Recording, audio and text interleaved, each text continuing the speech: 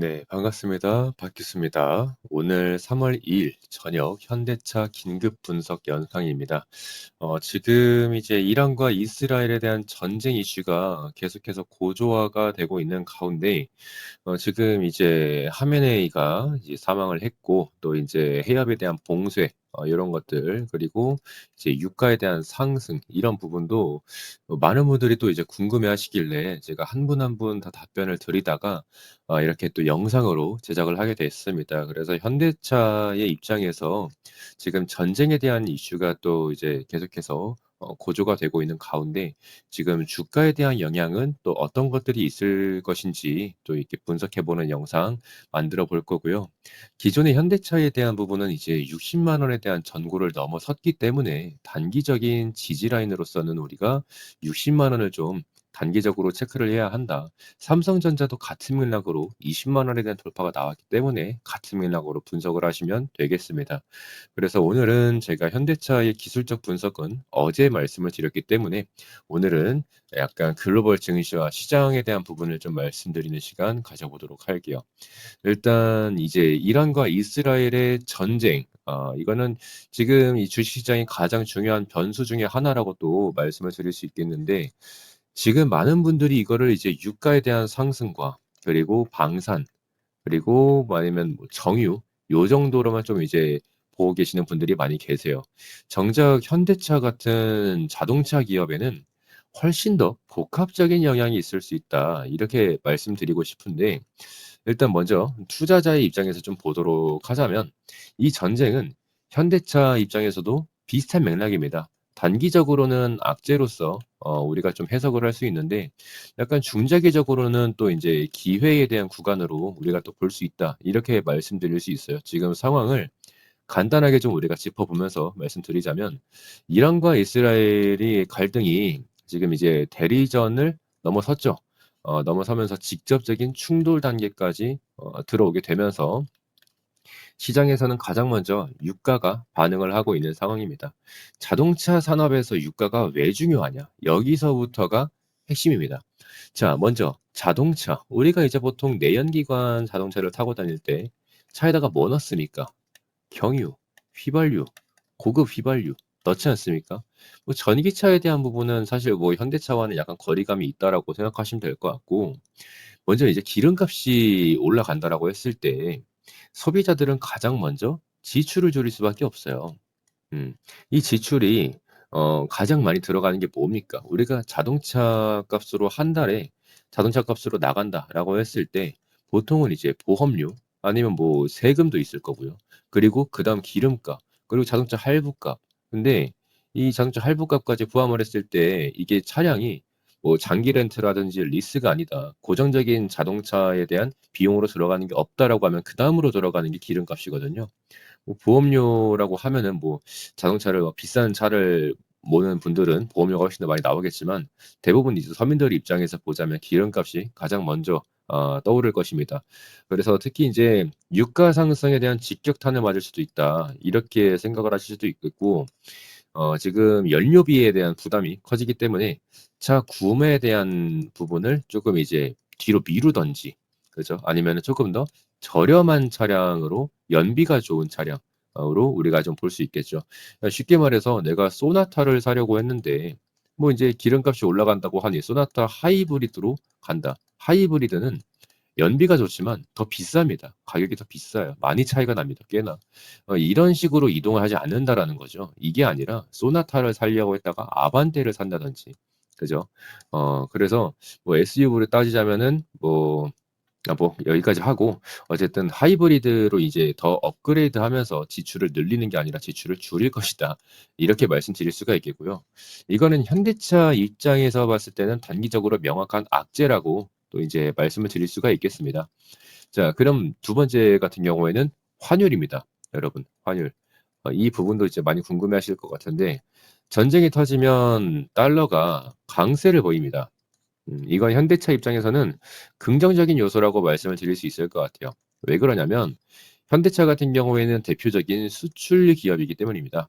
음, 달러가 강세다. 그러면 원화는 약세다. 뭐 이 구조가 나온다고 하면은 같은 차를 똑같이 팔아도 원화 기준으로 대입을 해야 되기 때문에 실적이 좋아집니다. 아이러니하죠. 그래서 지금 이 전쟁은 약간 현대차의 수요에 대한 부분을 봤을 때는 수요에 대한 부분을 봤을 때는 이제 악재라고 제가 아까 말씀드렸죠, 좀 전에. 그리고 이제 환율에 대한 측면에서는 호재다. 이렇게 말씀을 드릴 수 있겠습니다. 그리고 세 번째는 원가입니다. 원가. 원가. 이게 이제 유가가 올라가게 된다고 하면 물류비라든지 아니면 뭐 철강이라든지 그리고 부품에 대한 단가까지 전반적으로 전부 다 올라가요. 올라가는데 특히 자동차 같은 경우에는 이제 부품의 산업군이기 때문에 원가 상승이 바로 어디로 들어가냐? 마진에 대한 압박으로 작용이 됩니다. 예. 그래서 이건 투자자 입장에선 굉장히 중요한 포인트다. 이렇게 말씀드릴 수가 있겠고 단순히 판매량뿐만이 아니라 이제 이익률 자체가 좀 흔들릴 수 있다. 그럼 여기까지는 전부 악재로 지금 이제 나와 있는데 왜 중장기적인 관점에서는 호재가 될 수 있느냐? 여기서부터가 진짜 핵심이죠. 일단 첫 번째로 전기차에 대한 전환입니다. 전기차. 자, 지금 러시아, 우크라이나 지금 전쟁 몇 년 동안 하고 있습니까? 그리고 이란과 이스라엘 얘네들도 이제 전쟁 발발한 게 아니죠. 24년도부터 있었던 이슈였습니다. 그러니까 이럴 때마다 이제 기름값 때문에 좀 짜증난다라고 했던 사람들이 이제 내연기관에서 어디로 갈아탄다? 전기차로 갈아탄다. 뭐 이런 식으로 이제 말씀드릴 수 있는 거예요. 그렇다 보니까 자연스럽게 소비자들이 내연기관에서 소비자의 눈길이 전기차로 흘러 들어갈 수 있고 이거는 단순한 트렌드에 대해서 이제 얘기를 하자는 게 아니라 현명한 소비인 거죠. 경제적인 선택입니다. 그렇다 보니까 이제 유가에 대한 상승은 전기차 시장의 확대를 더 빠르게 만드는 요소다. 이렇게 말씀드릴 수가 있겠고 현대차는 이미 전기차에 대한 플랫폼을 갖추고 있죠. 아이오닉이라는 시리즈도 있죠. 예, 아이오닉. 그리고 글로벌 시장에서 충분한 경쟁력을 갖추고 있는 상황입니다. 즉 유가 상승이 단기적으로는 굉장히 부담스럽지만 장기적으로 봤을 때는 이 전기차에 대한 사업에는 긍정적으로 작용할 수 있다. 이렇게 말씀드릴 수 있겠고요. 그리고 두 번째 같은 경우에는 이제 에너지에 대한 정책 변화입니다. 중동에 대한 리스크가 커지게 되면 각국 정부는 에너지에 대한 의존도를 줄이려는 정책을 강화합니다. 이거는 단순히 이제 전력에 대한 문제가 아니라 자동차의 산업까지 연결이 되는 거죠. 전기차 보조금 있죠. 그리고 뭐 인프라에 대한 투자, 그죠? 요런 정책들이 강화될 가능성이 굉장히 높다라고 말씀드릴 수 있겠고 이거는 현대차 입장에서는 굉장히 구조적인 기회다. 이렇게 해석할 수 있습니다. 세 번째는 경쟁에 대한 구도 변화입니다. 이게 무슨 말이냐면 첫 번째로 이제 그 전쟁과 같은 지정학 리스크가 커지게 된다고 하면 이 글로벌적인 공급망 자체가 흔들릴 수밖에 없어요. 이때 중요한 건 누가 안정적으로 생산할 수 있느냐 이겁니다. 현대차는 미국과 유럽, 뭐 인도 등 글로벌 생산 거점을 미리 확보를 해 놓은 상태입니다. 이건 단순히 생산에 대한 능력 자체만 두고 보는 게 아니라 리스크에 대한 관리라고도 말씀드릴 수 있겠습니다. 그래서 이런 상황에서는 오히려 경쟁력이 부각될 수 있다. 이렇게 말씀드릴 수 있습니다. 그래서 리스크에 대한 부분만 우리가 좀 짚고 넘어간다고 하면 유가에 대한 상승 그리고 요게 좀 이어진다고 했을 때 소비가 위축될 수 있죠. 두 번째는 이제 원가에 대한 상승 요런 것들은 이제 마진에 대한 압박 요렇게 말씀드릴 수 있겠고요. 시장에 대한 변동성은 확대될 것이다. 이렇게 좀 정리를 할 수 있겠습니다. 그러면 이제 반대로 우리가 또 이제 호재로서 볼 수 있는 부분들은 환율에 대한 상승이죠. 아까 말씀드렸던 것처럼 실적에 대한 개선으로 이어질 수 있습니다. 그리고 이제 전기차에 대한 판매량 증가, 수요에 대한 증가 요런 것들이 또 이제 빠르게 전기차 전환으로 이제 수요가 이동하는 그죠? 이동하는 이제 가속이 될 것이다. 이렇게 정리할 수 있겠고 또 정책에 대한 수혜가 있을 수 있다.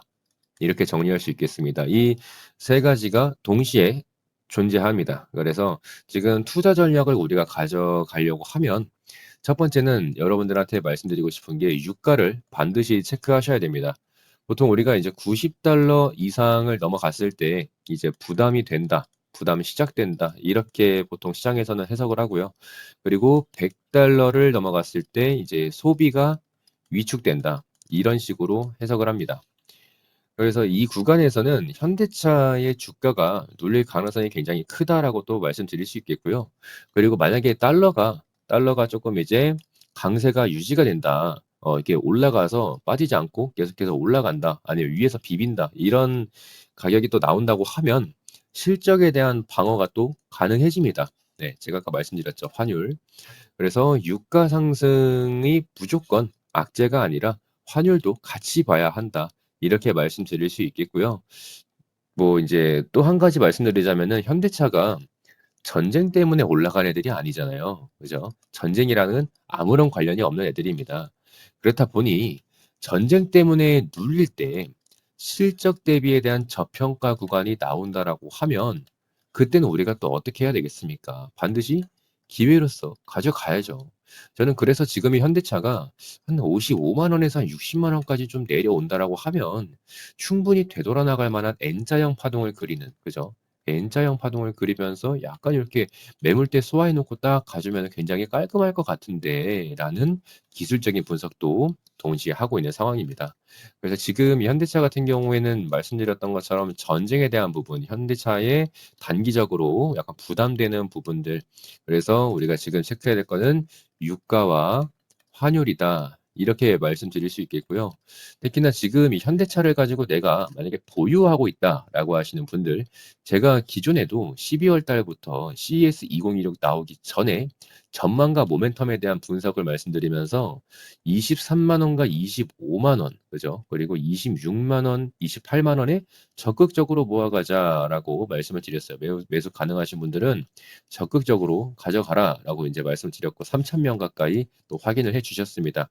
당시 한 120명 정도가 이제 제가 보내드린 메시지에 대해서 응답을 해주셨는데 뭐 매수를 하신 건지 사실 모르겠습니다. 제가 매수를 하면은 뭐 좋아요나 하트를 눌러라 이렇게 말씀드린 적이 없는데 꼭 이렇게 눌러주고 계세요. 그래서 이 박 교수의 차트 분석에서는 기술적 분석과 전망과 모멘텀, 매매에 대한 타점까지 전부 다 일석삼조로 브리핑을 전부 다 종합적으로 도와드리고 있기 때문에 이 박 교수의 차트 분석 소통방 무료로 지금 전부 다 공개하고 있습니다. 들어오시는 방법은 절대 어렵지 않고요. 지금 상단에 보이시는 2574에 5810 이쪽으로 여러분들이 박 교수라고 문자 세 글자만 보내주시면 됩니다.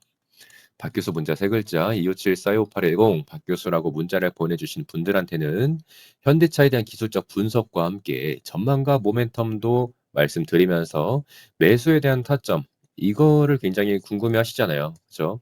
그러니까 직관적인 걸 굉장히 중요하게 생각하시는 것 같아요. 직관적으로 봤을 때, 야, 이거 뭐 전망과 모멘텀이 어쩌네 저쩌네.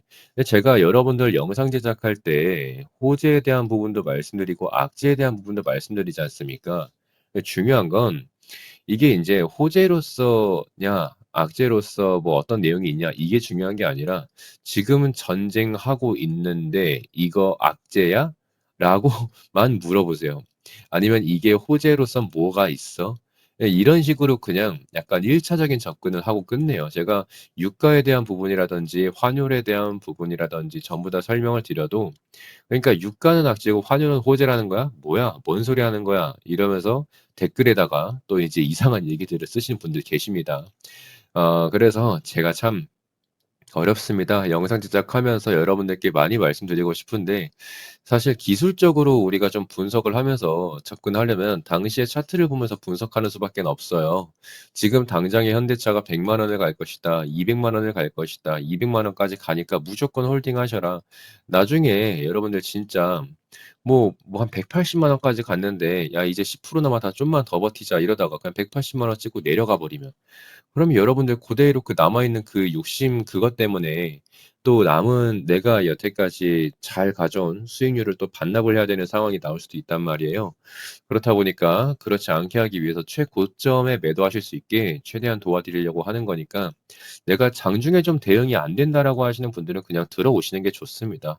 제가 장중에 분석해 가지고 최대한 좀 분석해 드리면서 여러분들한테 브리핑 드리려고 하는 거니까 뭐 지금 이 박 교수의 차트 분석 제가 오픈한 지 한 2년 정도 됐고 많은 분들이 또 함께 해 주시면서 이렇게 하트 한 번씩 좋아요 한 번씩 눌러 주시면서 많은 분들이랑 함께하는 게 너무 즐겁고 재밌습니다. 그래서 여러분들도 편하게 박 교수의 차트 분석 들어오셔서 지금 기술적 분석과 전망과 모멘텀 그리고 타점에 대한 부분 전부 다 가져가셨으면 좋겠습니다. 자, 오늘 현대차 분석 이렇게 마무리하고 저는 내일 다시 한번 인사드리도록 할게요. 고생하셨습니다.